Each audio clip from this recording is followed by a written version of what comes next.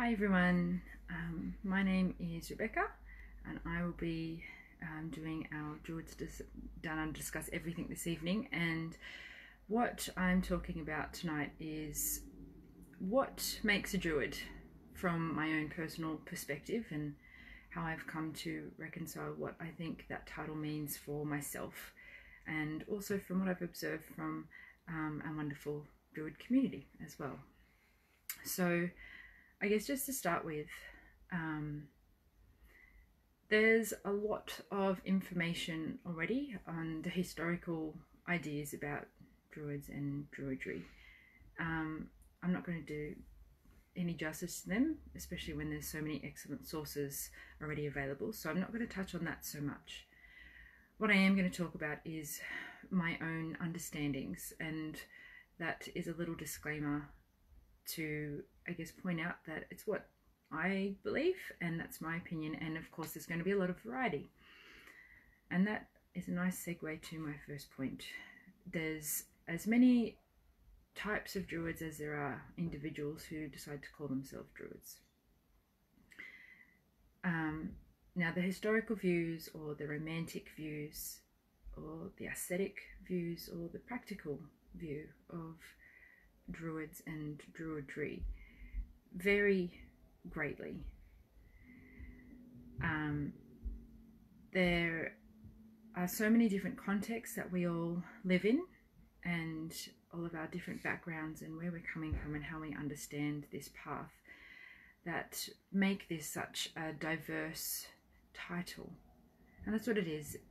A Druid is it's a word, and it's a title, and it's something that we can use to categorize ourselves. But what does that actually mean when you say I'm a Druid?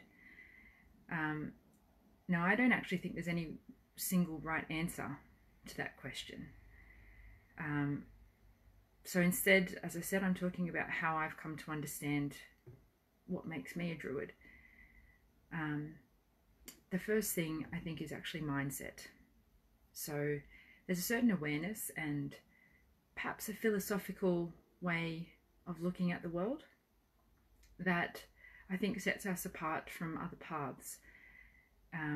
There's awareness of yourself, of the social world that you reside in, of the environment and of physical place, and also of the other worlds, the spirit world, or however you come to understand that side of spirituality, perhaps. That awareness is, I think, really important, and obviously when we say awareness, there's a lot of buzzwords around being present and mindfulness that are very popular spiritual practices. And I think they blend really well with what I've come to understand as my own Druidry. For example, being present is something that I try to do as often as I can. Being present in the moment, being present in a space, being present with people. When you're present, you are taking in what's around you, and you are then acting accordingly. Now, by acting accordingly, I mean that you alter what you do, how you respond to things, by taking in all of the information that you are noticing and observing. So basically, you're doing what needs to be done. And I think that is something very practical about Druids. We see something, we think about it, we try to understand it, and then we do something. Sometimes it's actually being still and just taking it all in is what we're doing. Other times it is a lot more, it's a bit more of an action. And that is a correct response. There are often a lot of interests or hobbies, preoccupations as well, that people who are Druids often lean towards.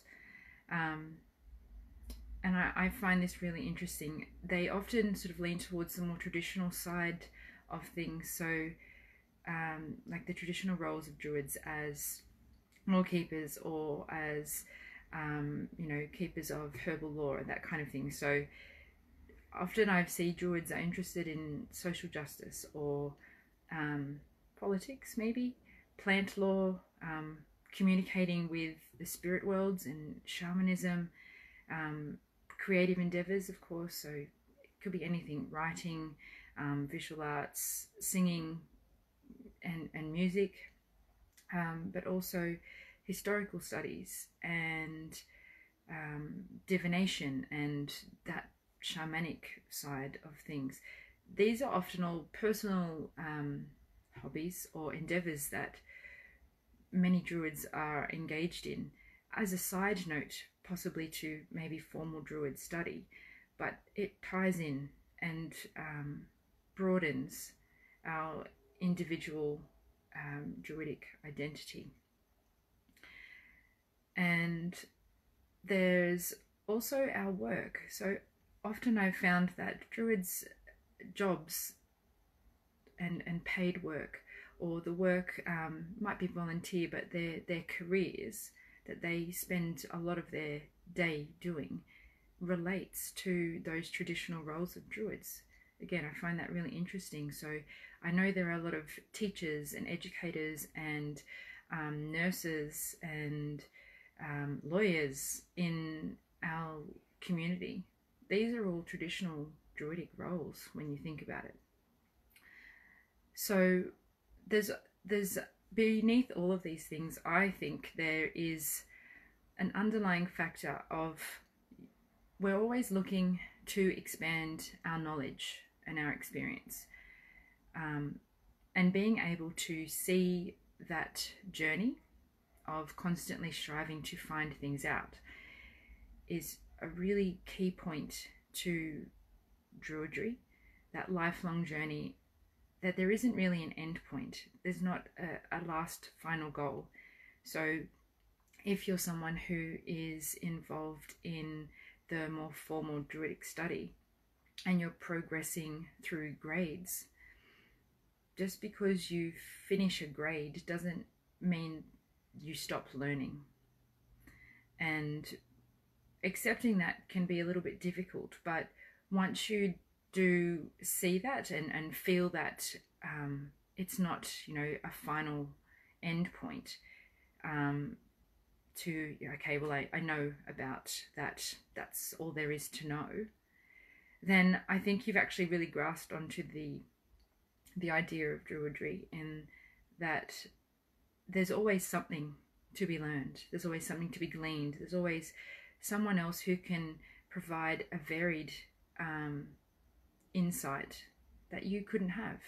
And it's through those connections that we build with each other, with our place, with spirits, with animals, with the plants, and all existences, that we actually have a unique place in our current world.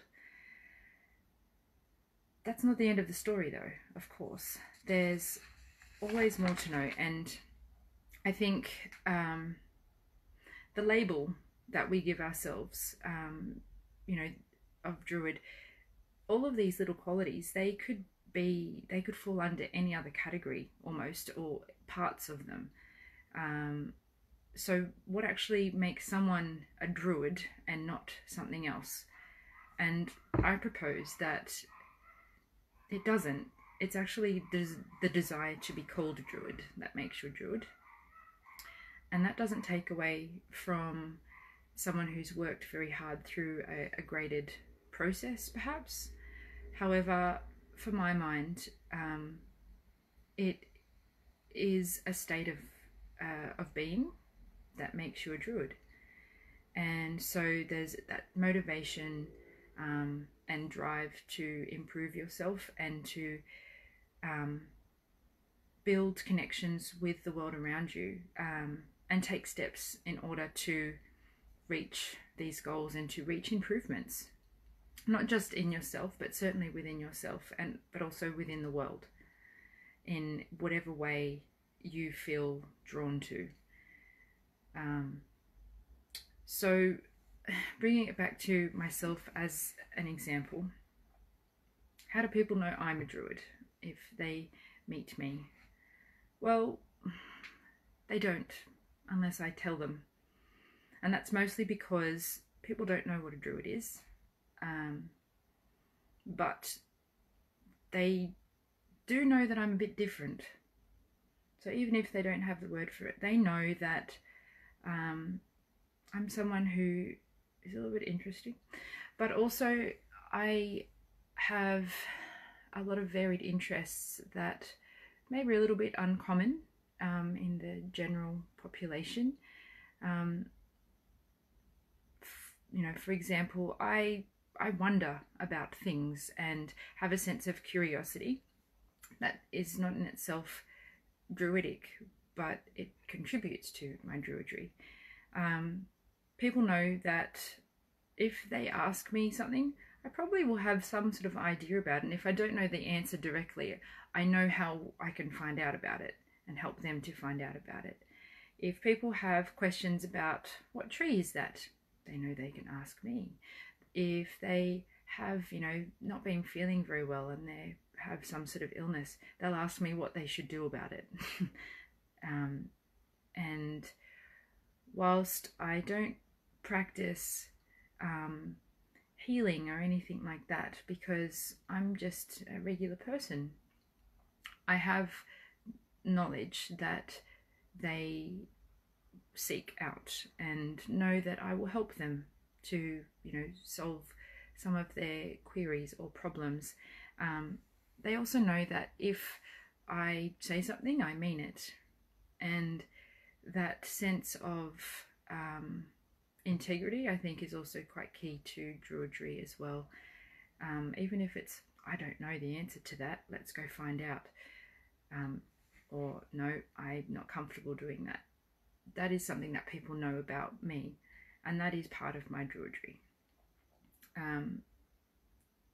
People ask me about stories, they ask me about insects, they ask me about all sorts of weird and wonderful things, and they know that I am not going to judge them, and they know that I'm not going to laugh at them, but they do sort of look to me as someone who can help, and that is, I think, one of the key points of druidry. There's an unspoken understanding that I will help and have the capacity to do so. But as I said before, if I don't, I can offer suggestions about where they can get help. So I guess I have many labels myself. I am a teacher. I know plants. I like animals. I make things. I you know, look after small health concerns of my friends and my family. I'm concerned about the environment and social justice issues. I tell good stories. I'm not a singer, but I can manage to carry a tune and dance and all those sorts of things, and I can light a fire if I need to, and I know how to put it out if I need to. These are all things that I am, and to me that's what makes me a druid as well. So now I will talk about some of the more practical sides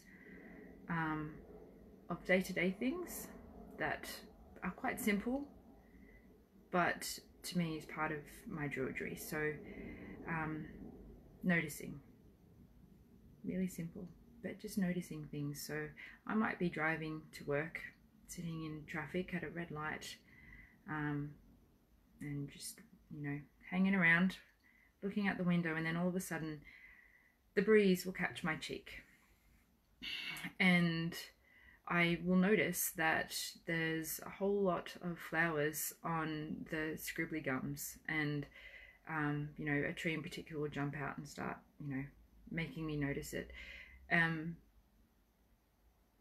that intentional noticing that goes on in that moment. It's only a short moment, mind, before the light changes to green and I'm off again, but that is a connection to that spot, to that tree, to that moment, and that helps to, I guess, keep me grounded in a way, but that is a connection to my Druidic practice. Breathing with intention,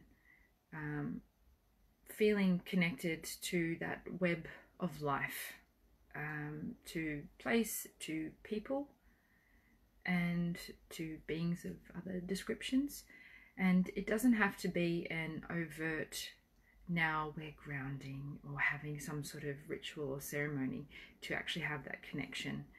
And I am usually in the mundane world. I don't often engage in ceremonies that frequently, but on a day-to-day basis I do have these connections with the individuals that I work with and the places and the various creatures that I come across. Another really simple thing is greeting the sky, and that might sound a bit broad, but honestly it doesn't matter what time of day. And don't get me wrong, I am not a sunrise kind of person, as my friends will attest, but when I do go outside or I look out the window or the car window, whatever, and I see the sky, that is a moment when I acknowledge where we are in time and space, looking at the moon, looking at the sun, or the smoke at the moment, looking at the stars, looking at the trees and the ants, whatever it is. That again links back to that noticing and connecting with that web of life.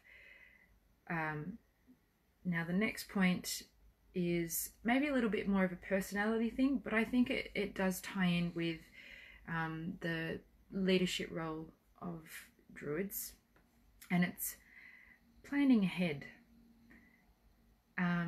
Or perhaps more doing an activity with intention.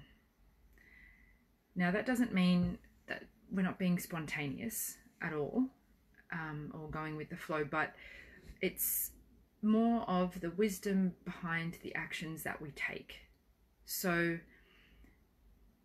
when you are doing something, having a well-balanced reasoning process behind why you're doing it can happen really quickly, but it's a practice of taking in all of the information that you have available and making a good decision basically, and knowing how to act appropriately. So that planning, action, and acting with intention is something that I try to do all the time.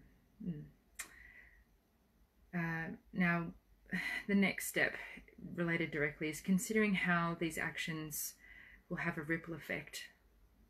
So for the sort of longer view of the consequences of our actions, so environmentally as a really good example, the choices that we make affect those around us and into the future as well as ourselves. So making decisions that are wise and not just expedient, and the practice of that is something that I have been doing more intentionally as well. And seeing the patterns of the world, the sun, the moon, the stars, as we're talking about with greeting the sky, after a while you get to see what those patterns are and what those could mean. For example, the weather patterns or the cycles, the wheel of the year, that happens through the regular act of noticing and documenting, or at least remembering what those consequences for, or the patterns of things that are happening around you. And from that you can build an understanding of how things are working. Finally, I think really important is the sharing of knowledge and the love of knowledge as well.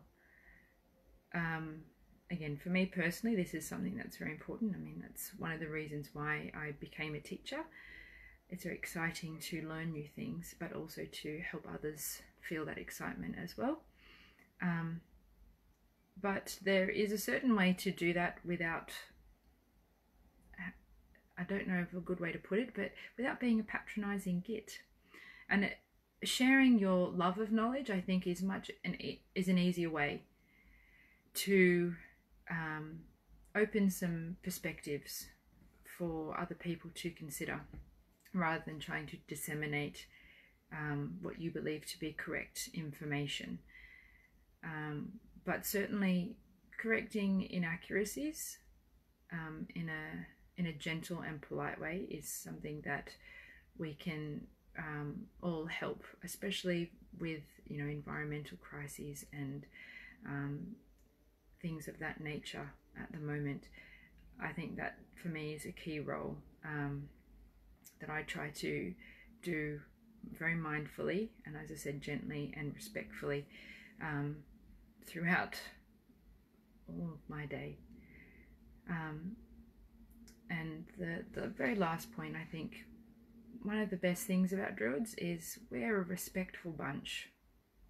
We're all really different, and we have a lot to share with the world, but when we do it with integrity, and we do it with respect for ourselves and for the world around us, and that includes other people who are different. And that is one of, I do strongly believe, the best things about our Druidic community. And I guess a little opportunity to say thank you to all of you for sharing in a respectful space, but also for sharing your own personal wisdom and being open to listening to others. Now that's all I have planned for our talk tonight. If you do have any more questions or any points that you want to add, please do so in the comments. And I hope to see you soon.